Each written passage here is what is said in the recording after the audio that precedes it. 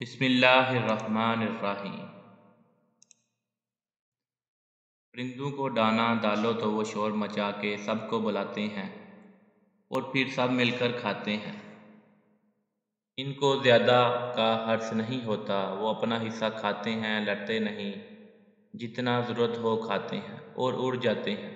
ان کو پتہ ہے رب نے جو ان کے لیے لکھا ہے وہ ان کو اس تک پہنچا بھی دے گا۔ اگلے دن پھر اپنے حصے کا رزق تلاش کرتے ہیں۔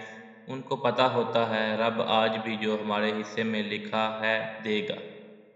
اگر انسان کی بات کی جائے تو ہم انسانوں کا بس چلے تو دوسروں کی ساری خوشیاں اپنی نظروں سے ہی کھا جائیں۔